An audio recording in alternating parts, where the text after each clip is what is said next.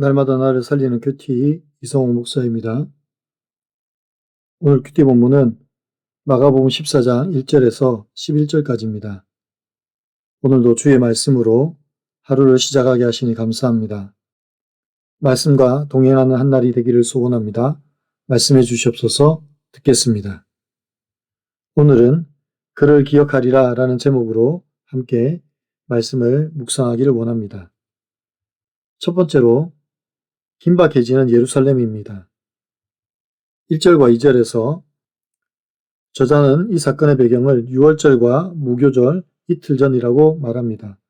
유월절은 이스라엘 백성들이 하나님의 은혜로 출애굽했던 날을 기념하는 가장 거룩하고 기쁜 날입니다. 그러나 역설적이게도 그 기쁨의 절기를 앞두고 대제사장들과 서기관들은 예수님을 흉계로 잡아 죽일 방도를 궁리하고 있습니다. 그러나 당시 예루살렘은 유월절을 지키기 위해서 수많은 순례자들이 모여들었습니다. 종교 지도자들은 예수님의 인기를 두려워했습니다. 그래서 밀란이 날까 명절에는 하지 말자라고 서로 의논합니다. 유대 종교 지도자들의 관심은 오직 자기들의 기득권 유지와 대중의 여론에 있다는 것을 적나라하게 보여주는 장면입니다. 그러나 주님은 이들의 음모와 공모에도 아랑곳하지 않으시고 주님이 가셔야 할 길을 묵묵히 가십니다. 점점 더 십자가를 향하여 가고 계십니다. 적용 질문입니다. 지금 나를 둘러싼 혼란스러운 환경 때문에 내가 마땅히 가야 할 순종의 길을 주저하고 있지는 않습니까? 두 번째로 자기의 소중한 것을 내어주는 헌신입니다. 3절에서 예수님께서 베다니 나병 환자 시몬의 집에 가셨습니다. 그리고 막 식사를 시작하려고 하는데 한 여인이 매우 값진 향유를 가지고 와서 예수님 머리에 붓습니다. 4절과 5절입니다. 어떤 사람들이 화를 내어 서로 말하되 어찌하여 이 향유를 허비하는가? 이 향유를 300데나리온 이상에 팔아 가난한 자들에게 줄 수 있었겠도다 하며 그 여자를 책망하는지라고 합니다. 제자 중에 하나가 이 여인을 향하여 화를 냅니다.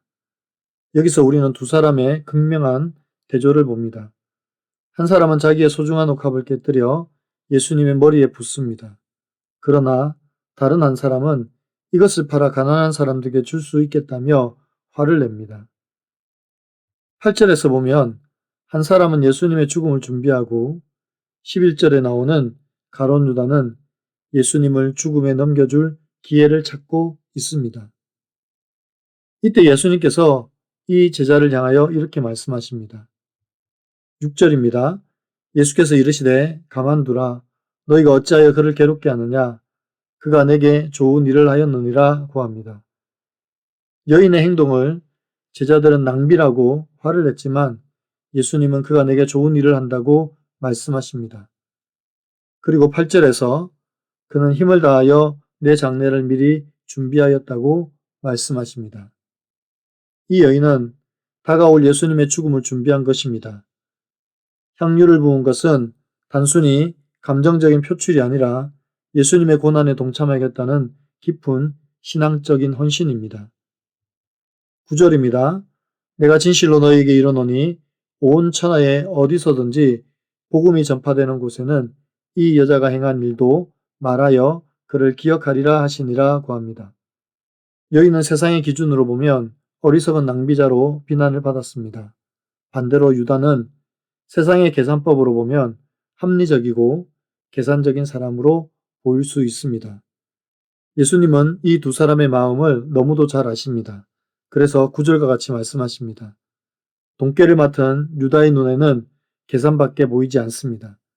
그는 예수님을 대제사장에게 넘겨줄 때도 계산을 합니다.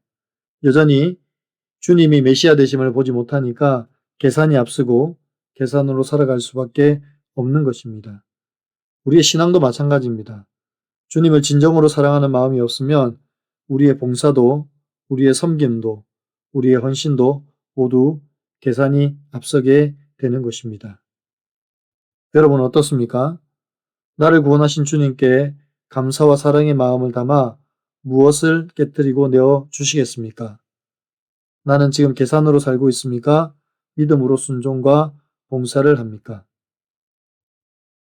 오늘 큐티의 묵상 간증은 우등 아들, 열등 엄마라는 제목의 한 성도님의 묵상 간증입니다. 외할머니는 저희 오빠가 남자라는 이유로 좋아하셨고 이혼하신 어머니는 남편 대신 공부 잘하며 인정받는 아들을 의지하셨습니다. 이렇게 차별받고 자란 저는 어느새 학벌이 있어야 무시당하지 않고 살 수 있다는 신념이 생겼습니다. 그런데 결혼 후 태어난 큰 아이는 소심하고 불안이 많아 사회성이 부족했습니다. 그저 멍하게 있는 시간이 많았고 잦은 실수로 유독 수학에 약했습니다. 검사 결과 아이는 ADHD로 약을 먹어야 했습니다. 그럼에도 저는 저처럼 무시받으며 살게 하고 싶지 않아 영어를 잘해도 수학을 더 잘해야 한다고 아이를 힘들게 했습니다. 그러다 교회 수련회에 참석한 큰 아이는 사회성이 부족하고 개인 조절 능력이 떨어지는 자신의 한계를 놓고 기도하다 주님을 만났습니다. 예수의 머리에 향유를 부은 여인처럼 주님 앞에 마음을 쏟아놓고 기도하며 회개하니 주님이 방문해 주신 것입니다. 이듬해 수련회에서는 방언의 은사를 받고 영적으로 살아나 목사님이 되고 싶어요 라고 고백하며 학교 친구들을 전도하기도 했습니다. 아이는 수학 공부를 못해도 말씀 안에서 무시받는 법을 배우며 친구들과 잘 지냈습니다. 그러나 저는 이런 아이가 자랑스럽기보다 여전히 수학을 잘하길 원했습니다. 어느 날 큰 아이는 기말 시험을 앞두고 주일에 학원 보충 수업이 잡히자 엄마가 공부를 좋아하니 교회보다 학원에 갈게요 라고 말했습니다. 그제야 저는 세상 성공에 아이를 넘겨 영적으로 죽일 방도를 구하는 자임을 깨닫고 저의 학별 우상을 회개하게 되었습니다. 앞으로는 아이에게 신앙의 유산을 물려주는 엄마가 되길 기도합니다. 저의 적용은 성적으로 아이를 평가하며 힘들게 하지 않겠습니다. 가정 예배를 드릴 때 아이에게 수학을 잘해야 한다고 고집 피우는 것을 사과하겠습니다.입니다.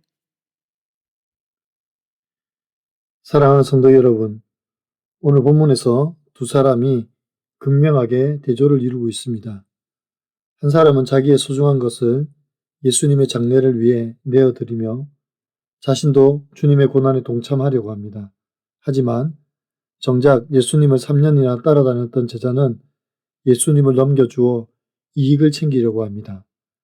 아무리 예수님 곁에 있었던 제자라도 주님의 마음을 읽어내지 못하면 결국 섬김과 봉사가 아니라 계산으로 살 수밖에 없다는 것을 보여줍니다. 성도의 신앙생활도 이와 다를 바가 없습니다. 믿음으로 순종하고 섬긴다고 하면서 자기의 이익을 먼저 챙긴다면 이것은 가식입니다. 진정한 헌신이 아닙니다. 믿음으로 사는 인생이 아니라 계산으로 사는 인생이 됩니다. 사랑하는 성도 여러분, 우리 주님이 아낌없이 자기를 내어주셔서 우리를 사랑하신 것과 같이 우리도 계산이 아니라 나의 소중한 것을 들여 주님을 섬기는 성도들이 되시기를 간절히 축원합니다. 그럴 때 주님이 우리를 기억해 주시고 언약 공동체가 우리를 기억할 것입니다. 기도드립니다. 사랑하는 주님, 우리도 가룟 유다처럼 예수님을 위한다고 하면서 가식과 거짓으로 나아가고 있을 때가 많습니다. 이런 계산으로 사는 우리의 어리석음을 용서하여 주시옵소서.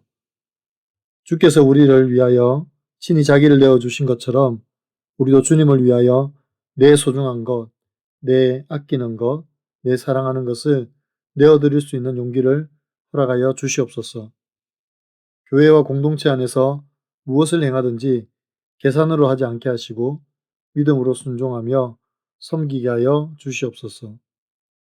그리고 교회를 든든히 세워가는데 쓰임받는 저희가 되게 하시고 좋은 것, 귀한 것, 소중한 것을 함께 나누며 주의 사랑으로 서로를 섬기는 언약 공동체가 되게 하여 주시옵소서. 우리 주 예수 그리스도의 이름으로 간절히 기도하옵나이다. 아멘.